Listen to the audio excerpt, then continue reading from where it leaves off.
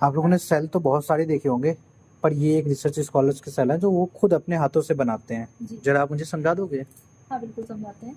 ये हम लोग कैपेसिटर बनाते हैं और इस कैपेसिटर की हम लोग रीडिंग लेते हैं। कैपेसिटर मतलब दोनों तरफ से फिर होंगे? नहीं अच्छा। ये कैपेसिटर अंदर यहाँ ITU की कैपेसिटर ओके। बना है ये है। और ये हम लोग बनाते हैं सैंपल होल्डर, क्योंकि होल्ड करने के लिए। होल्ड हाँ। करने के लिए हम लोग बनवाते हैं। इस समय इसकी प्राइस है 800, जाके ऐसे लोकल शॉप पे देख करके बनाते हैं, अलग से प्राइस का बनता है। ओके।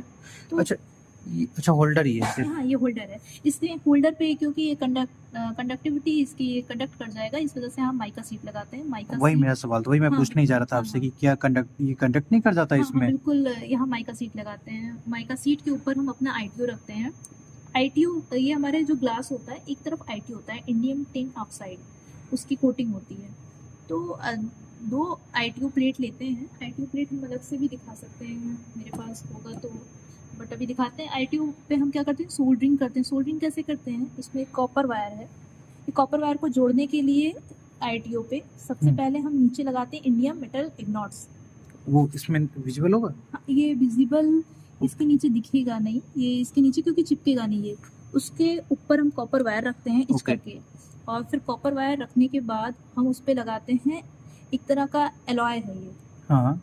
एलॉय है जो 3 कंपाउंड से मिलकर बना होता है, SnCu Ag, इससे मिलकर बना होता है, जिससे ये हमारी सोल्डरिंग हो जाती है। सोल्डरिंग महंगा लग रहा है। हाँ, ये सोल्डरिंग जितनी अच्छी होगी, जितनी पकड़ अच्छी होगी, वो उतने हाई टेम्परेचर, अगर सोल्डरिंग कोल्ड होती है तो टूट जाती है हाई टेम्परेचर पे जाने पे। और इसमें हम कैपेसिटेंस मैंने कैलकुलेट किया है, इसका मैनुअली कैलकुलेट किया है। इसका कैपेसिटेंस हमारे ITU का जो इस समय प्रेजेंट टाइम पे रीडिंग हो रहा है, उसका कैपेसिटेंस जब हमने निकाला। ये सेल दूसरा है और वो सेल, ये दूसरा सेल है ना, वहाँ दूसरा सेल लगा हुआ है। ये वाला एक्सपेरिमेंट मेरा फेल कर गया था। अच्छा, ये फेल हो चुका था। इसलिए हमने क्या किया, कैपेसिटेंस मैनुअली कैलकुलेट किया। जो कैपेसिटेंस मैनुअली कैलकुलेट किया तो हमारा कैपेसिटेंस निकल के आ रहा था 115 पिकोफैरेड। और हम जब इंस्ट्रूमेंट से ले रहे हैं तो हमारा आ रहा है 80, जो हमारा लाइव निकल के आ रहा है वो 88 या 89। मतलब मैं आपको मोटा मोटा समझा दूं, जब इन्होंने ये सेल बनाया और इसका जब उन्होंने एक्सपेरिमेंटल किया तो उसकी जो कैपेसिटेंस की वैल्यू आ रही है वो 88 पॉइंट कुछ पिकाफैरेड में आ रही है।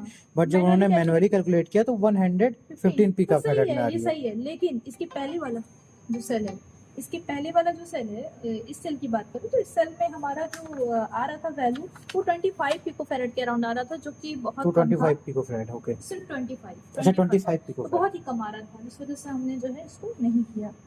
हमने फिर से एक सेल सोल्डरिंग की। फिर सोचिए ये पूरा एक बार इन्होंने सेल बनाया, ये पूरा प्रोसीजर की